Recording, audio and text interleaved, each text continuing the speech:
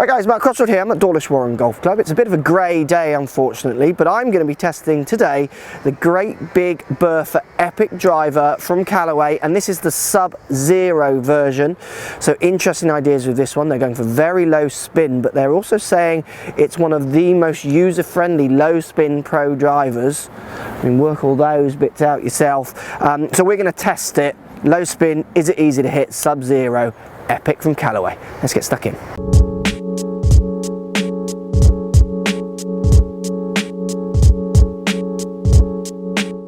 And as with other drivers from Callaway, I'm going to have to use my phone here because it blows. Here we go. The head construction utilizes aerospace grade titanium exo cage with ultra light triaxial carbon crown. Lighter than the ones previous is what Callaway are saying. So basically you're getting carbon crown, carbon at the bottom by saving weight in all these places. What Callaway is saying, obviously they're going to be using more weight for their jailbreak, I would imagine, but also it allows them to add more weight into the perimeter, which is where their claims of the most high MOI low spinning driver they've ever made are going to come from. So we're also getting two weights which you can move in this one. So you've got a 12 gram at the back and a 2 gram at the front, which we'll test as well. It's a low spinning driver, they're saying, but it's giving you more fitting options by moving the heavier weight forwards, moving that CG forwards. In effect, it's going to lower the spin that bit more for people who really are struggling with their higher spin drives. So we've seen this on other Callaway drivers. My XR Pro has this. We've got the speed step on top here, so aerodynamics. To be honest with you, I've not seen any gain in clubhead speed from previous, and this one I'm not sure it'll be there for me. Robot testing, I'm sure they can prove something, but you do get these nice little faint lines on top. I quite like them for framing up the ball. Not getting any more speed from them though. And as we've seen in many Callaway products for a few years now, we get the OptiFit neck in this, so you can change the loft and the lie around to try and dial in that ball flight for you, and hopefully you're fitter, because you want to be getting fit for any of these drivers, this one or any other company's driver. Let's look at some dry ball testing, so data that I captured using my launch monitor, see what numbers it produced, and then we're going to take it on the tee.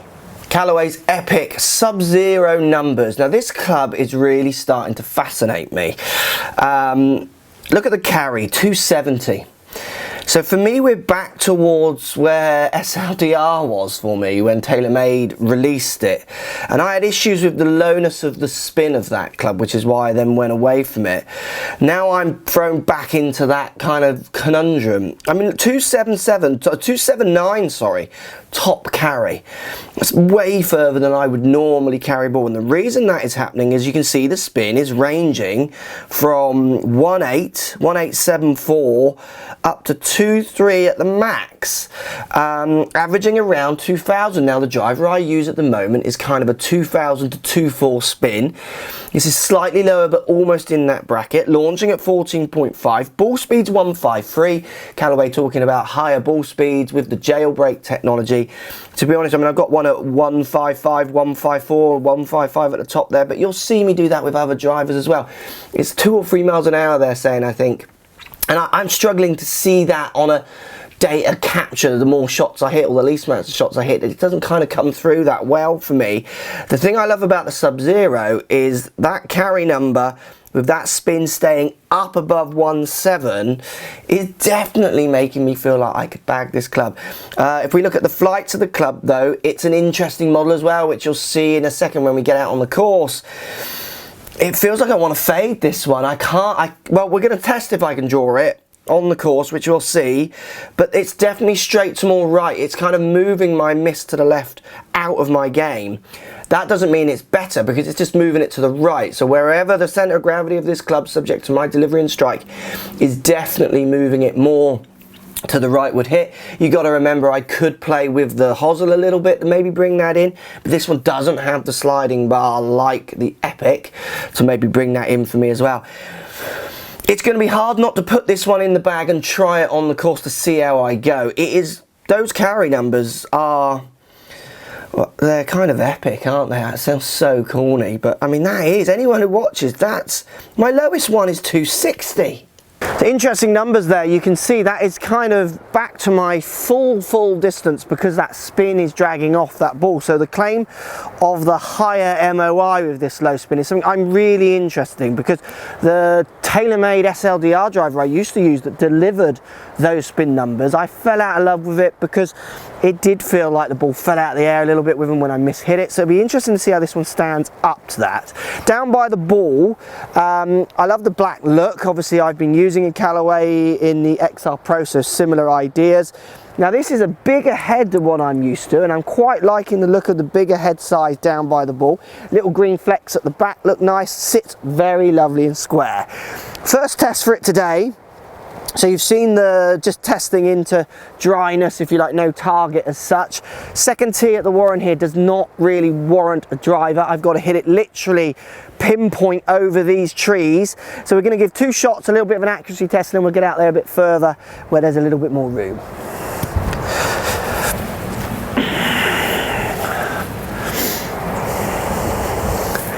Now in the dry test, it did feel like I could lose the ball more to the right with this driver, which is why I'm interested in trying this on the course. Let's see if I can hit fairway. Middle right, not a bad shot, it's a good flight, but it's definitely a shape that's going to go more right in its feel and looks to me. I think that might catch the fairway, but it's going to be close. Let's try another. Definitely where I see a little bit of draw. The only thing stopping me bagging this club from those numbers is the fact I don't feel like I can see a draw at all with this club at the moment. Let's try another one though.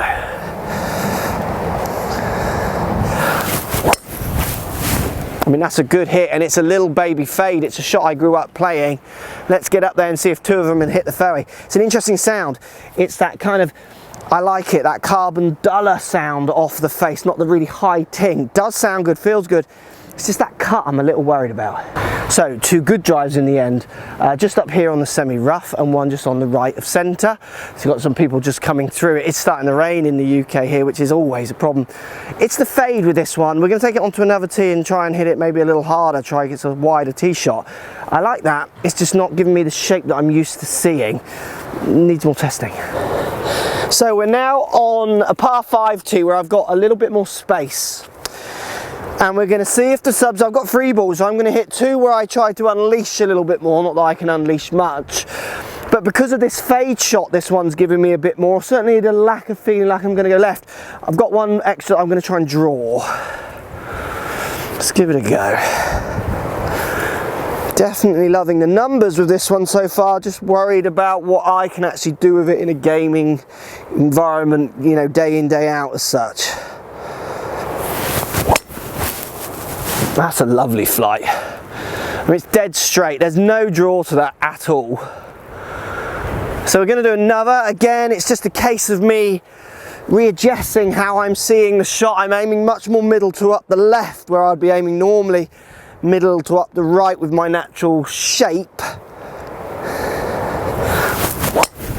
Yeah, I mean, I just feel like I can hit that really hard. That one's gone dead straight up the left where I was aiming it, but it's got no turn to the left. So one more here actually.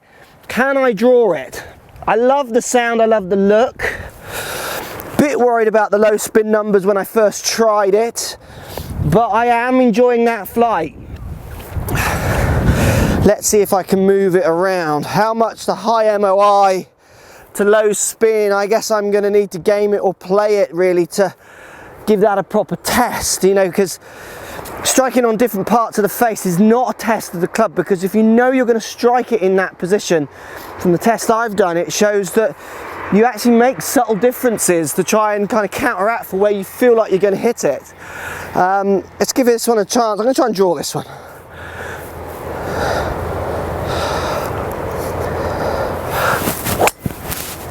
And that's drawing.